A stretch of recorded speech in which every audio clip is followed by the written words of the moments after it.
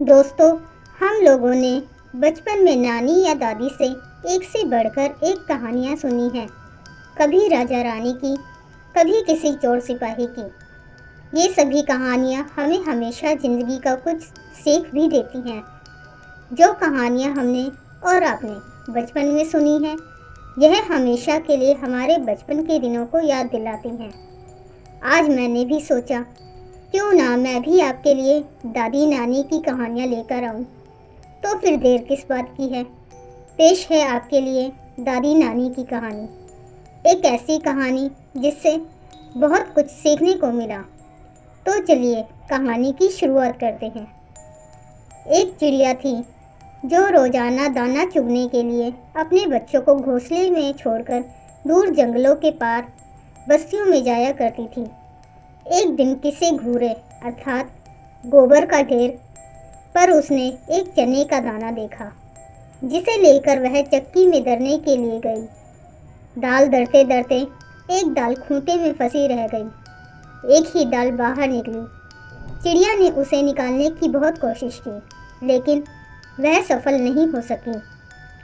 इस दौरान चिड़िया बढ़ई के पास गई और उससे खूंटे में फंसी दाल बाहर निकालने को कहा।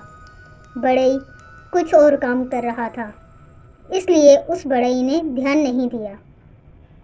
चिड़िया ने उससे मिन्नत करते हुए कहा कि बढ़ई बढ़ई, खूंटा चीर दो। खूंटा में मेरी दाल का दाना है।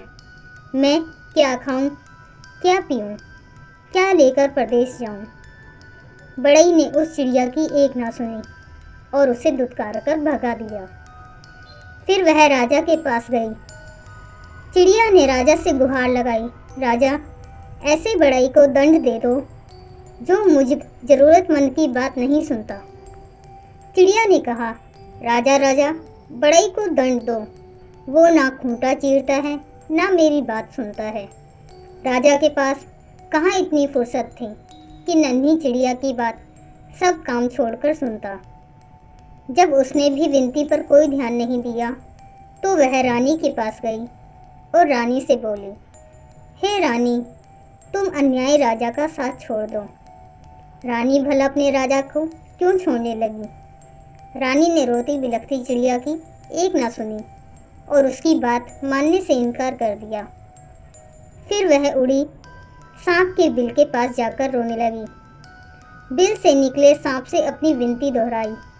उससे अपनी राम कहानी सुनाकर विषैले सांप से कहा कि तुम जाकर रानी को डसो, जो गरीब की गुहार नहीं सुनती।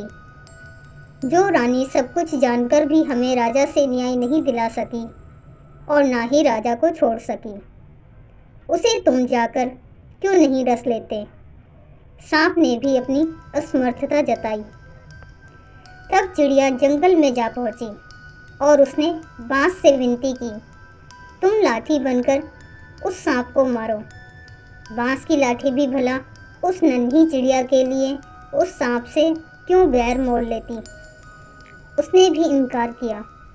तो चिड़िया गुस्से से भर उठी और उड़कर भड़भुंजे के यहाँ भभक रही आग के पास पहुंची और उसे ललकारा, हे आग, तुम सारे जंगल को जलाकर राख कर दो, जिसमें वह बांस के पेड़ हैं, जिसकी लाठी मुझ गरीब और बेसहारा के लिए नहीं उड़ती।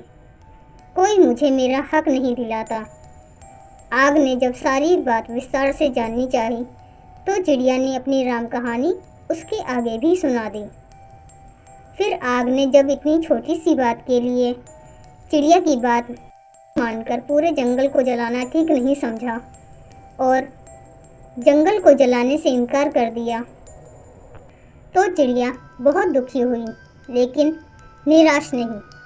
वह सागर के पास पहुंची और उसे अपनी पूरी बात सुनाकर विनती की, विशाल सागर, भला चिड़िया की इस गुहार को क्यों सुनता।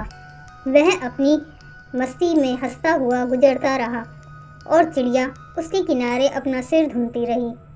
सुबह से शाम होने को आई।